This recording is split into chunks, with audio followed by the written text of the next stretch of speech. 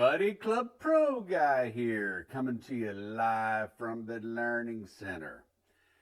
Like many of you, I was bothered by the complete ass-kicking Team USA took in Rome last week at the Ryder Cup. Being an elite player and a veteran of big-time events myself, I couldn't help but notice several glaring problems that the U.S. team has, and have taken the liberty of suggesting ways to rectify them. So without further ado, here is my 5-point plan to fix the American Ryder Cup team. Fix number 1, no more wives and girlfriends. Enough already. What was once a premier international golf event has turned into an episode of The Real Housewives of Jupiter. Guys, this is a bare-knuckled match play brawl, not a Vanity Fair photo shoot coupled with a wine tasting. Let's get back to basics and treat this more like a buddy's golf trip. Titty bars, gummies, gambling, shit talk, and just generally guys being guys. That's how you produce great golf. You know who wasn't distracted by a significant other at this year's Ryder Cup? Victor Hovland. And it showed. Fix number 2, no more vice captains. Guys, what are we even doing here? It doesn't take 6 captains to figure out you put Scheffler out first because he's the best player and can't lay out last because he's the slowest player, and just sprinkle everyone else in between.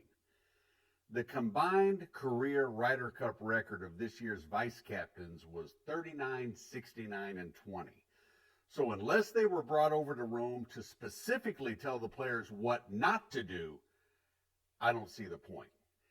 Did the PGA of America really think giving Stuart Sink an earpiece and a $300 Ralph Lauren hoodie was going to somehow make the difference?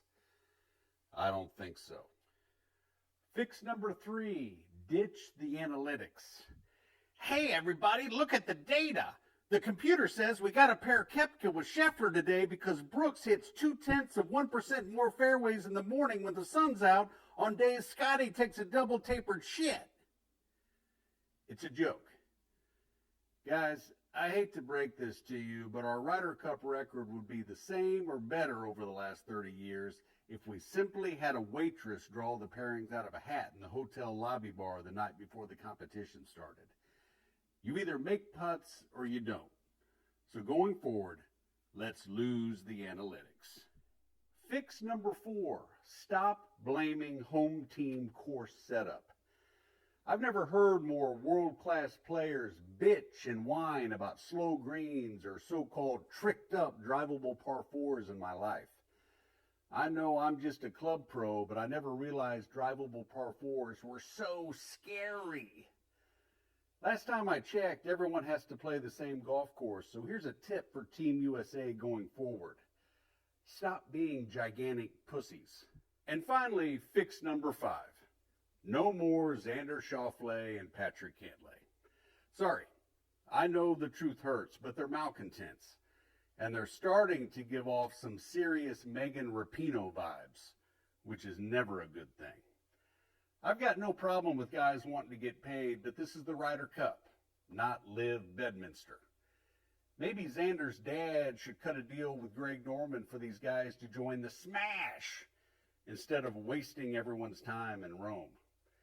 The sad thing is, Keegan Bradley and Lucas Glover would have drugged their nutsacks through broken glass to compete in this event, and probably would have played better. So going forward, let's start selecting good players who want to be here over great players who don't want to be here. Will the powers that be listen to my advice? I doubt it. So look for the 2027 Ryder Cup in Ireland to be another epic disaster for Team USA.